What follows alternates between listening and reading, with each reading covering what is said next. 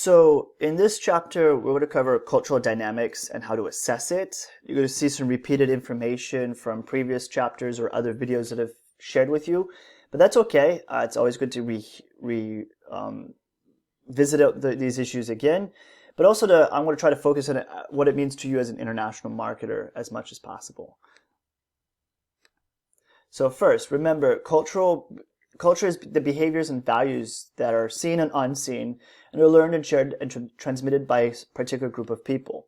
We're tribal and social creatures, and naturally, that means we associate our behaviors together, and those attributes create culture over time. This is relevant in our study of international marketing, as the decisions we make and the impacts we have impacts and consequences on the people we affect and involve ourselves in with business. So it is important to make an initiative to understand who you're dealing with and why. That's also what I like about this book, is it's a plethora of different examples of what was successful and not successful and why, and what mistakes can be learned from. So take those as great learning tools to hopefully not make the same mistakes when you go abroad or work in different markets. One of my favorite sections of culture, they talk about a few things. I want to go straight into it. Food. Food differences is one of my favorite sections of culture. Reason being is food is different from every part of the world and is defined by some of the things that are locally available and refined by how the group and the culture creates these dishes. And yes, even the United States has a wonderful food culture, and it's not just fast food or hamburgers and fried foods.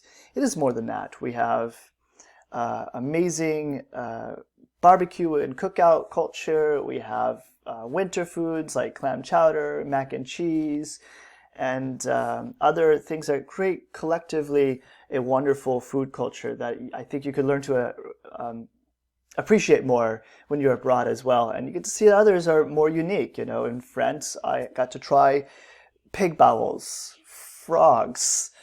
In Austria, I got to try horse meat. You know, you really open up your mind. And in the Philippines, I believe, or Singapore, I cannot remember, has balut, which is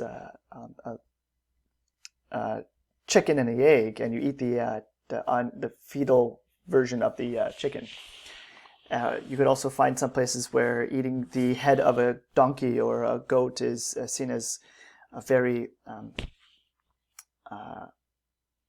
high honor, as you would see in parts of Kazakhstan. Different versions of culture, how people look at it, is amazing. Remember Hofstede and Hofstede studies, culture is software of the mind. Edward Hall says cultural differences are often invisible. To me, those are that's why I love about food, because it is one of the most visible of the kinds. Marketers who ignore the nuances of these will be effectively harming their company and harming the people that they deal with.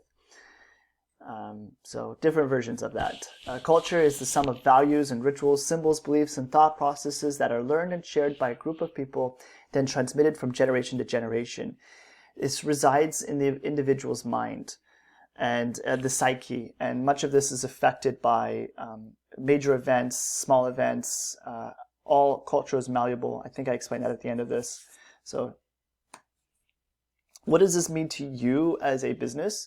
Well, we see that these origins in this box at the top is influenced by the geography, what's available for food, sustenance, climate, weather patterns, topography, you know, mountains versus rivers, and where you live is all affecting how you live, and that through time and history and technology is influenced by all that through even political and economic systems, and social institutions all start to develop.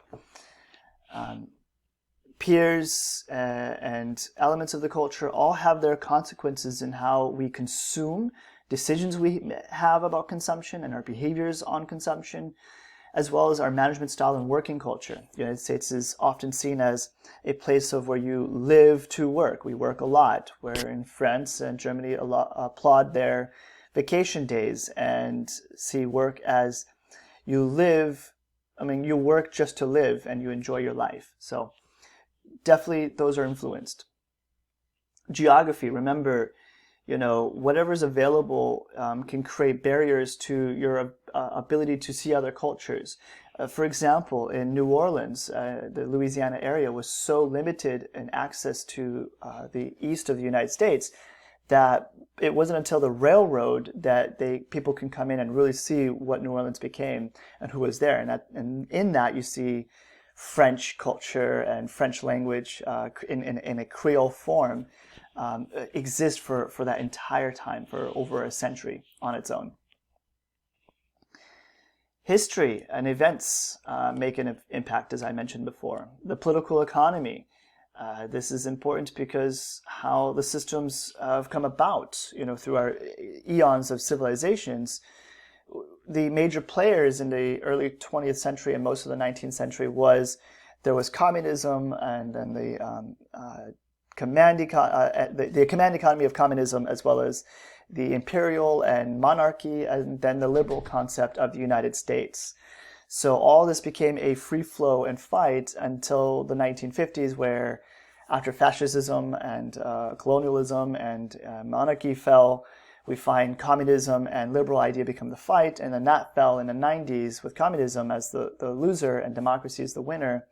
Today, the liberal idea is the reigning champ, and for how long that lasts, we don't know. So keep that in mind.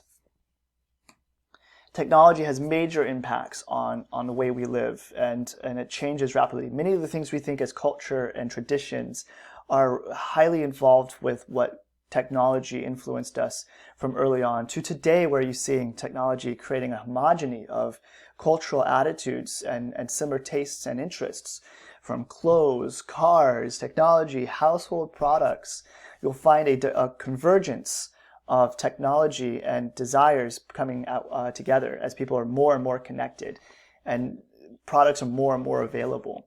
Everybody wants an iPhone more than you've ever imagined, whether they're in India or Paraguay or here in the United States.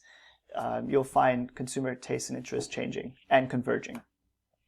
Finally, healthcare is a huge deal here because it costs the most.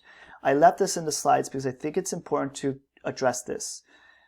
The United States is not a nation with national health coverage requirements, but many nations do require, and you'll see that costs and visitations and different mechanisms affect overall quality of care and access to care, and the United States as being one of the most costly, less effective systems. But that, having received care in several different systems, I can tell you there are great pros and cons, and what I find fascinating in the decentralized Germany, which is much like the United States in its structure, being decentralized, they're a nationalized health coverage system that is privately run. And so you go to private insurers who are highly regulated by the government.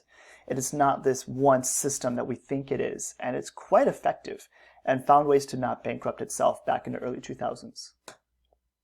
So also institutions affect us. The ideas of the family unit, religion, school, media, government, all corporations are influenced by their institutions and their own culture.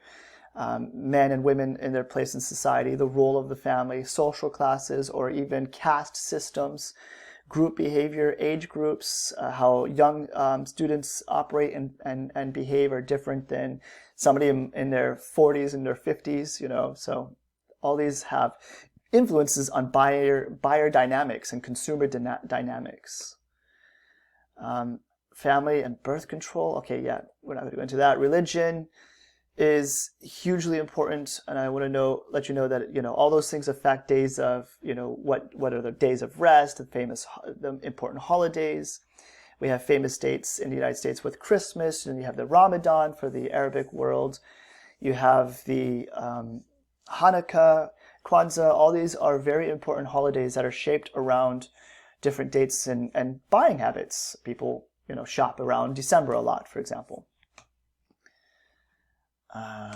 School is hugely influential, and that's why it is always debated heavily in the United States. But for me, I look at it as an ultimate goal in our global competitiveness. I never try to address these nuanced, tiny issues. It is important to understand that are our kids going to be able to compete 20, 30 years from now in the major field of the global dynamics that are changing. So It is important to address that at a meta form as an international marketer to see what is going on. Because then, what labor is available, what skilled labor is available, all that matters. Elements of culture, we already know that. Hofstede, I'm not going to go into it. I think it's amazing that they provide these details. Check out these numbers. It gives you an idea of how it's measured. These will help you make certain decisions or meta decisions in choosing markets to operate in and how to kind of maybe perceive what's happening. But remember, take it with a grain of salt. These are not, when you look at Hofstede, it does not mean this is what everybody behaves or how everybody behaves. And it would be very inappropriate to appropriate one's culture based on what you deemed was the score from Hofstede. So do not let that get in the way of your ability to see other individuals and different cultures and how things are just really are what they are when you actually arrive. So. Consumer behaviors, you'll see that consumption of luxury goods is changing and that access to luxuries in the United States is different than it is in Russia and China, and definitely different than it is in Japan, where wealth isn't really flaunted. And then you got this nouveau riche diva class in India that is super wealthy and connected and loves consumption of luxury goods. Consuming the different types of buying habits. Do people buy impulsively? Do people take their time in buying? That's all dependent on your service and your product. Do people complain a lot? How do they complain? We'll discuss that in research mechanisms. How do people rate in studies? Rituals are important. Those holidays I mentioned, all those rituals affect how people buy and what they buy, whether it's life after death services, medical services, religious activities, to special seasons. All these things are affected in how people consume. So you can imagine, for example, with the Ramadan and the pilgrimage and the to Mecca, travel plans and major family events are planned around this time of the year around parts of the world. So expect that people will be purchasing way more during that time. So. Religion and business, be careful.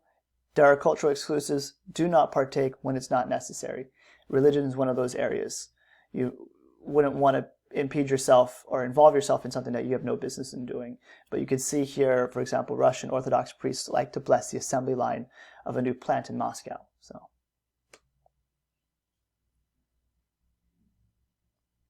Also be careful of cultural sensitivity. Some cultures are sensitive to new ideas and have hesitance or resistance to new things, and could perceive it or appropriate it to your culture, even if it's just a product or a service.